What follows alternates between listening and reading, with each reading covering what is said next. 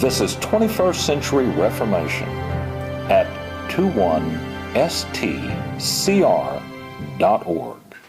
The 7th chapter and verse 1, For this Melchizedek, king of Salem, priest of the Most High God, who met Abraham as he was returning from the slaughter of the kings, and blessed him, to whom also Abraham apportioned a 10th part of all the spoils, was first of all, by the translation of his name, King of Righteousness, and then also King of Salem, which is King of Peace, without father, without mother, without genealogy, having neither beginning of days nor end of life, but made like the Son of God, he remains a priest perpetually. Yes. Wow. So what is he? Now we're going to talk about Melchizedek. Yes. He's mentioned him a time or two before. Right. Now we're actually going to discuss this fellow Melchizedek. And people get caught in verse 3. They say he's without mother, without father, without genealogy. It's got to be God. Yes. I'm afraid this is a case where the Hebrew background, a little learning, is not a bad idea. Because Philo, a famous Jewish writer of the same century as we're reading here, said that Sarah had no mother and father. This is a way of saying we don't have the genealogical records. Yes. But unless that's explained, I mean, who's going to know that? Sure. So that's where commentary is most important. And after all, Jesus did have a mother. So it isn't Jesus, right? Yes, of course. This fellow didn't have a mother and father, meaning, and we're going to see that later, he does trace his ancestry to someone, as all human beings do, but we don't know who that is. We don't know who it is. And the importance of the genealogy is exceptional when we're talking about those who are priests. Of course. Because their office as priest is predicated upon their being born in the proper family lineage and so on. That's so interesting. You can see how one can get caught in one's ignorance and say, well, this has got to be Jesus because he had no mother. Well, wait a minute, he did have a mother. Jesus, the Son of God, had a mother. And this is a priest, and obviously has a genealogy. We're going to see that actually later. But we don't know where it's from. And this is key because he's not an Aaronite. He's not a Levite. Right. Well, who is he? That's his whole point.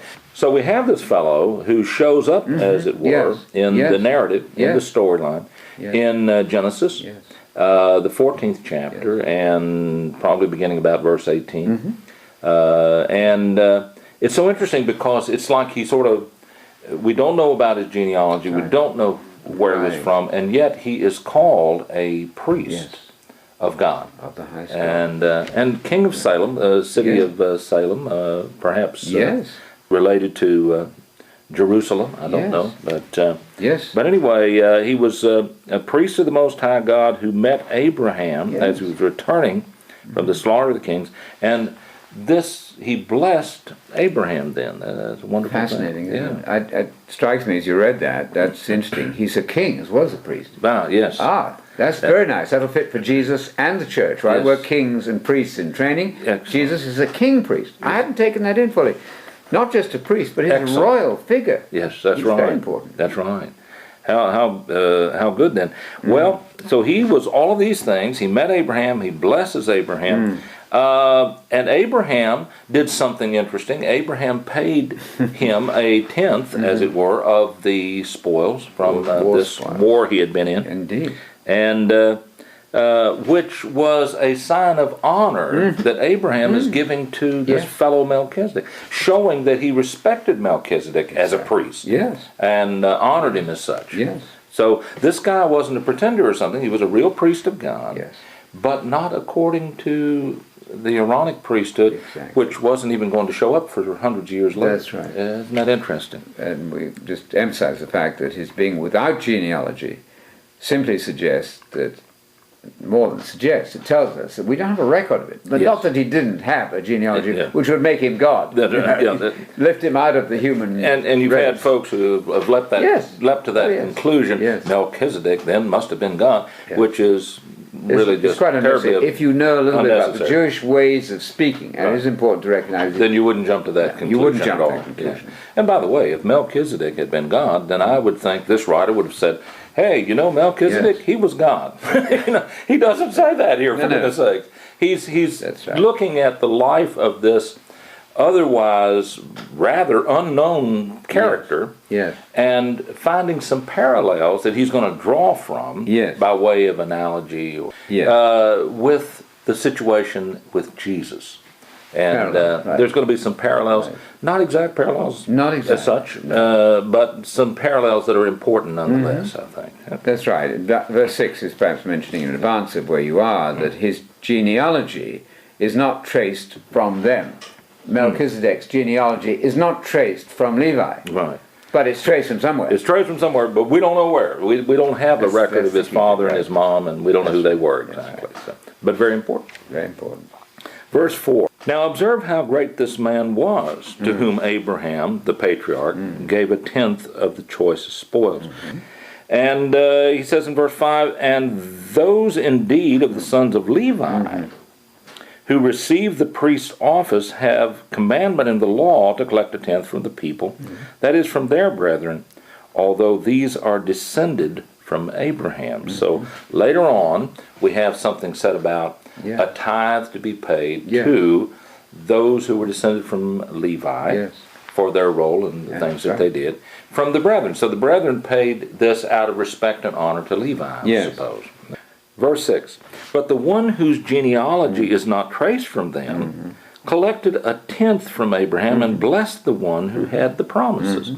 So this fellow, Melchizedek, was a priest of God, respected and honored as a priest of God, even by Abraham. And yet his genealogy doesn't come according to Moses, the law, Levi, the Aaronic priesthood. It's not part and parcel of that. Isn't that interesting? That's very interesting. So Abraham and Melchizedek are somehow senior and more important than Levi. Now this is shocking, right? Because Levi was rather important. Of course. But now we're moving to another idea. There's a higher priesthood. Another whole level in than this the matter. whole Levitical thing. Wow. Yeah. But the one whose genealogy is not traced from them, not from Aaron, not from Levi, collected a tenth. Collected a tenth from Abraham. So isn't this interesting? And served in the function of priest with Abraham. Verse 7.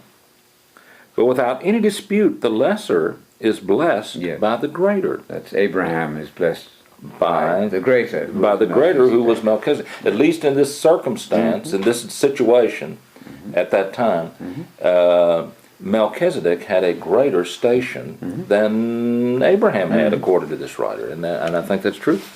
So he goes on to say in verse 8, in this case, mortal men receive tithes. Now he's talking about those who are descended from Levi and Aaron again. Mortal men receive tithes, but in that case, one receives them of whom it is witnessed that he lives on. Melchizedek. He lives on. Why? Because there's no record of his death. We don't have a, so he's fitting the type. He's fitting this typology. He's speaking typologically. Yes, of course. So, and that, by the way, that typology I think would be easily understood by his readers. People who are familiar with these things, of course. Right. Okay. Verse 9. And so to speak, through Abraham, even Levi, who received tithes, paid tithes. So you got to realize this is very metaphorical. It's very colorful.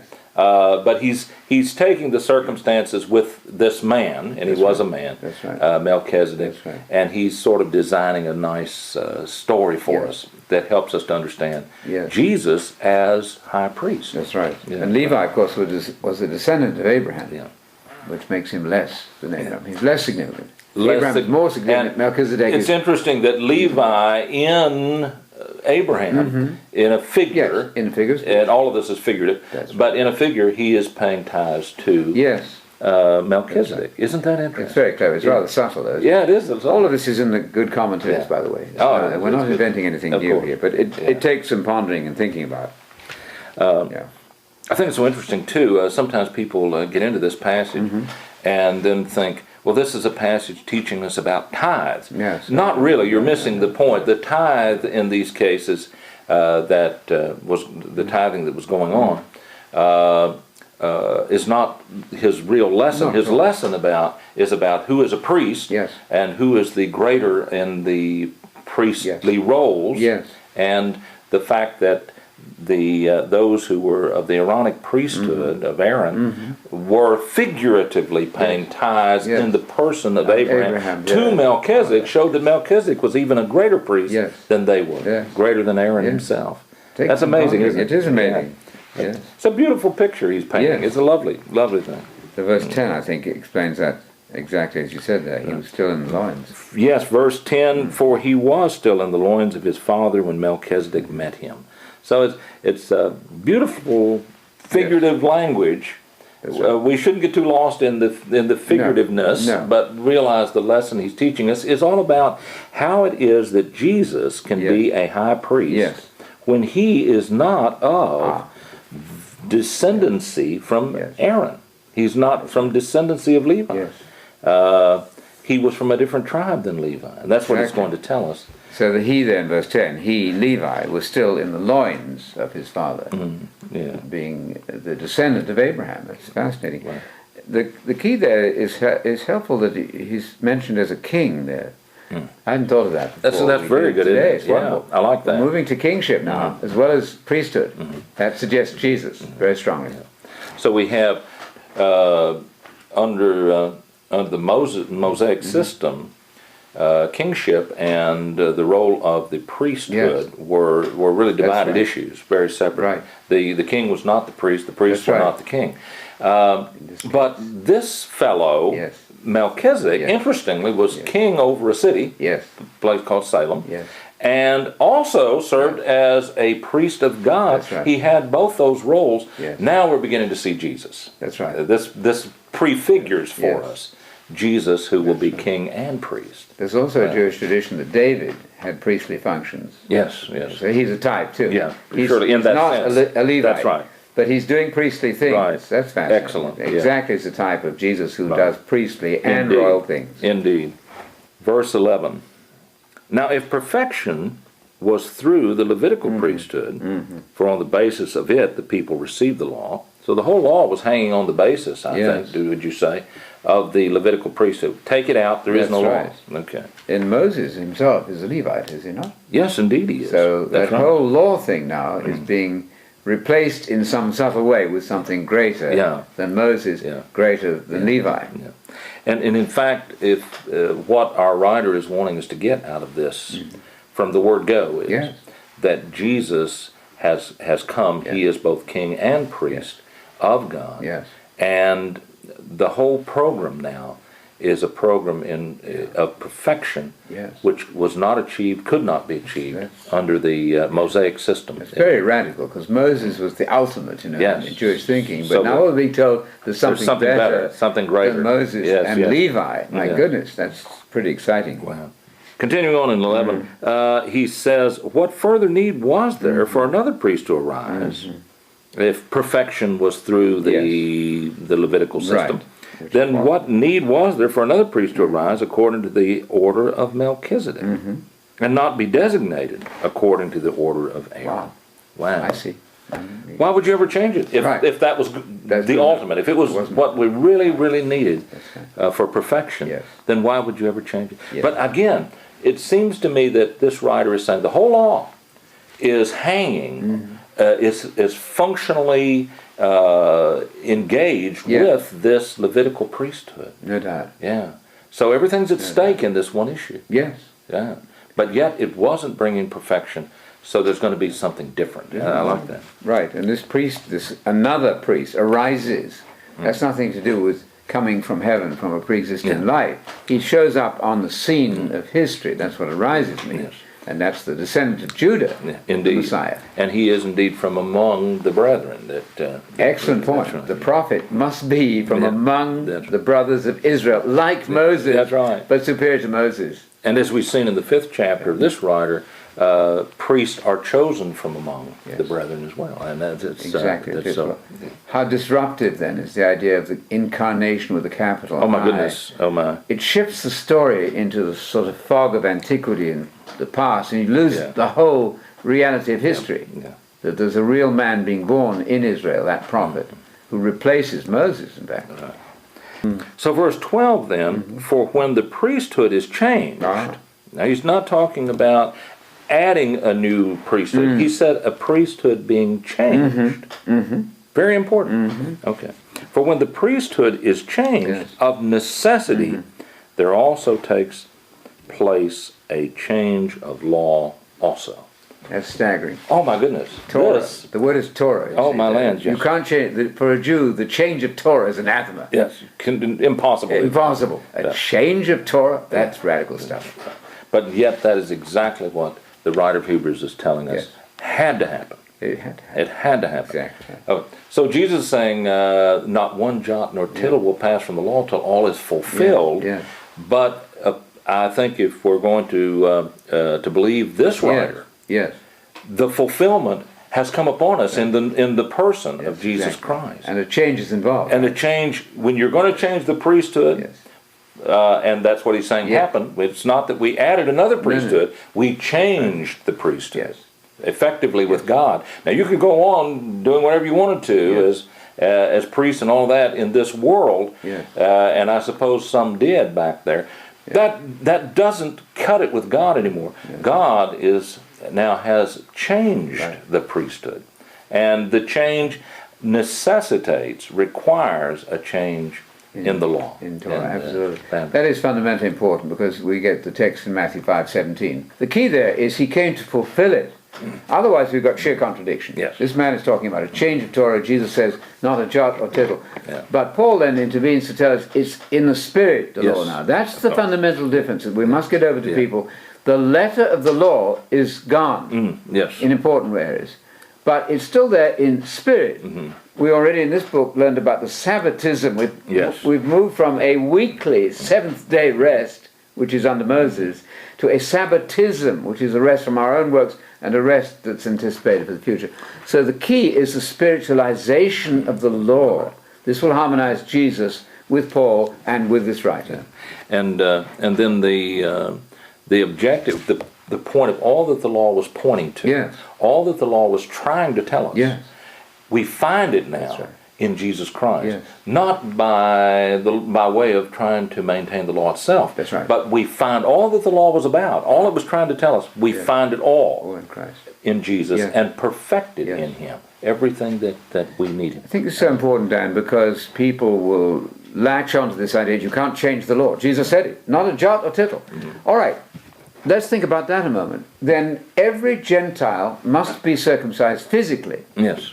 So there is not only the change in a priesthood. It wasn't just an incidental issue. Not at all. When you change that priesthood, you got to change the law. That's right. Isn't that interesting? And I think the stark way to put that point to people is this, that Jesus clearly said, we're not changing any laws. But we are fulfilling them. So what does this mean? Well, the classic case is the issue of circumcision for males. It is patently obvious that in Genesis 17 you had to be circumcised physically as a male to become part of the covenant, Jew and Gentile. So is Paul a great false prophet? Yes, some of these people are saying Paul was a great liar. Oh, my lands, yes. But if you believe Paul to be a true prophet and an apostle, then clearly the law has been changed. It's been spiritualized. Circumcision is not physically the important thing, but it's of the heart. That's a great key to how we relate the Old Testament Torah to the New Testament Torah. Wonderful stuff. I love it. Verse 13, for the one concerning whom these things are spoken belongs to another tribe, from which no one has officiated at the altar. For it is evident that our Lord was descended from Judah, a tribe with reference to which Moses spoke nothing concerning priests. Fascinating. Wow. That's significant. He's just this is his point he's been getting to, isn't it? From the word go, he starts out talking about for this Melchizedek. What does that got to do with anything? Actually, it has a lot to do with everything, doesn't it? Absolutely. His point, the writer's point, is summed up in verse 14 to this point. And he's saying, Jesus Christ is a priest, folks. I can picture people objecting and saying, no, he's not a priest. He's not our priest. You're kidding, because the priests all have to be from the lineage of Levi and Aaron specifically. And Jesus is not from Levi, so he's not a priest. Well, it's like the writer of Hebrews is sort of trumping all of that, isn't he? He's coming back and he's saying, oh, well, let me tell you something. God can have a priest outside of Levi if he wants to do it. And he did do it on one occasion. Yes. Let me show you an example. There was this fellow back there, Melchizedek was his name, and he was back there, and he incidentally met Abraham, and he was called both a king, king of Salem, and this fellow was a priest of God, recognized as a priest of God. Abraham recognized him as a priest of God. That's awfully good credentials, wouldn't you think? Yes. So now what is going on is God has chosen this man to be priest, and we don't have any mom and dad lineage about the guy. No. You know, we have nothing about him. We don't know anything about him, other than that he was a man, and he lived back at that time, and God chose him to be king and priest. So that shows us then, it shows the Jewish folks, it shows everyone out of the Bible itself, God, because he's God, he can do this, he can choose a man to be king and priest, high priest, he can do it if he wants. Doesn't have to be bound by the matter over there about Levi. The Levi thing didn't work out so well anyway because they kept dying. He's going to tell us. And so now we have Jesus being chosen as high priest by God, and this is the perfection that was not. But being as we've made a change in the priesthood now, we also have a necessary change in the law. Torah. And so it's all of it has shifted now. That's right. Jesus is now what it's all about. And he was a descendant of Judah. I love that. I just want to mention this interesting point. 7:14 is rather extraordinary, because in Isaiah 7:14 you have the virgin will conceive. Oh yes. And in 2 Samuel 7:14 you have I will be the father of the Messiah, God speaking there. Yes. And here it's evident that the Messiah is descended from Judah. I don't know if that's a coincidence. It's remarkable. Whatever the case, it's lovely, isn't it? It's beautiful. Wonderful. I love that.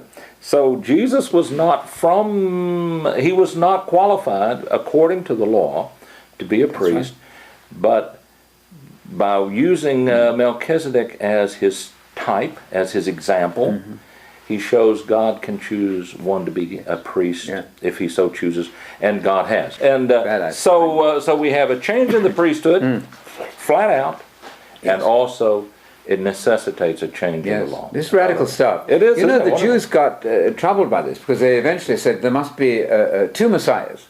One from David and one from Levi. I see. They couldn't put it together. We know how the story developed. That's right. It's one person, one Messiah. Well, and this wonderful writer of Hebrews is just clarifying all of that in one fell swoop by this example drawn from this rather not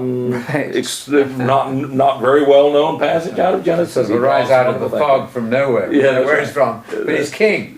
He's king and a priest. It's lovely. And Abraham's paying tithes to him. I love so it. did Levi, so to speak. Isn't that rich? So and of course again this passage is not about tithing or paying tithes. No. It's all about what the tithe represented in that situation. That's right. It represented someone honoring someone else and showing them to be the greater. So the greater priesthood was not Aaron's. The greater priesthood was Melchizedek's. Isn't that amazing? And ultimately Jesus. And now Jesus is a priest. He's not Melchizedek, but he's a priest, like Melchizedek was. God chose him to do that. A king priest. That's wonderful. Well, this is a strong evangelistic plea to you Jews. Listen carefully. The Messiah has come. That's what makes the difference between a Christian and a Jew, that we believe the Messiah has come. Wow. You better get the idea that he is the Messiah. He's already at the right hand of the Father. He's the one now, not Moses. Yes. He's the one that you are indebted to. Wonderful. You know, and there's a stunning wisdom in all of this. I can put myself back there in the place of a Jewish person who was reading this writing or listening to this being spoken, and it would just be, I think, stunning to them to realize, wow, this isn't just a wild idea or something. God really did make this man, Melchizedek, a priest, and a king priest at that. That's amazing. And so what this writer in Hebrews is saying is very plausible then. Jesus Christ could be made king and priest by God. We're talking about the constitution of the universe here, isn't it fascinating? This is the way the universe is actually constituted now. Yes. Radical. The Messiah has come and died and gone to the right hand of the Father. Are you going to believe that or not? Yes. This is the new story, isn't it? Very, very significant. I love it. It's wonderful. Yes.